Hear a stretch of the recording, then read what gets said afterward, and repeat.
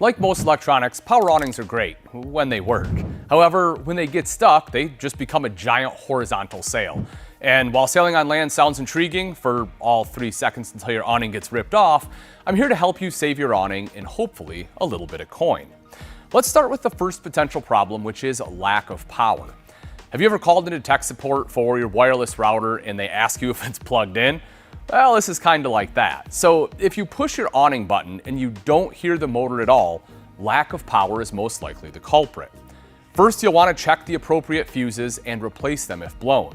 If the fuses look good, then you'll want to check your house battery voltage using a voltmeter. If it's too low, usually under 10.5 volts, you simply may not have enough power to move your awning.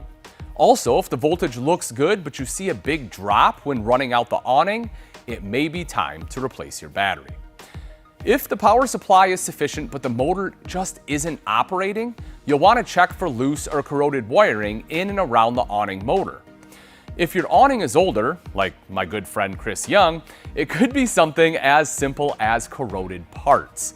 If your awning seems to have a lot of rust and corrosion, you can use a heavy-duty rust dissolver or oxidation remover to clean the awning components.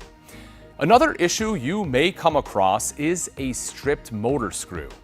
If when depressing the awning switch you hear the motor running and a faint clicking sound, but the awning isn't moving, then this is most likely your issue. If this is the problem, you can try to manually retract the awning, but if it doesn't move manually, chances are you'll need to contact a mobile RV tech to come diagnose your awning.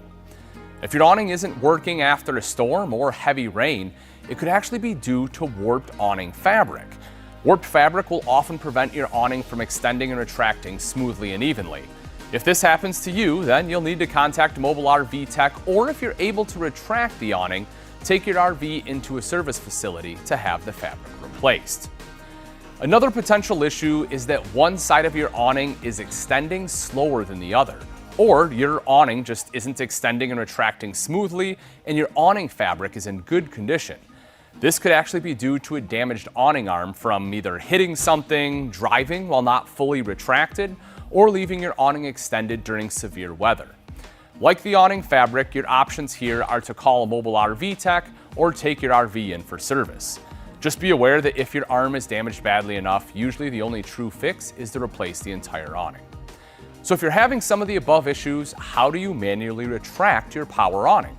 I'll go over the steps for both a Lippert and Dometic awning, but before I do, just know that if you hear a grinding noise or your awning doesn't move at all when using the manual override, then you'll want to stop immediately and contact an RV service professional. For Lippert, you'll want to remove the rubber cap on the end of the forward awning arm to access the manual awning nut. You'll then use a cordless drill with a 7/16" socket and wind counterclockwise to retract. Bear in mind you may need a ladder to fully retract the awning. For Dometic, you'll need to remove the plastic cover on top of the forward awning arm by depressing the button on the side and pulling the 2 plastic pieces apart.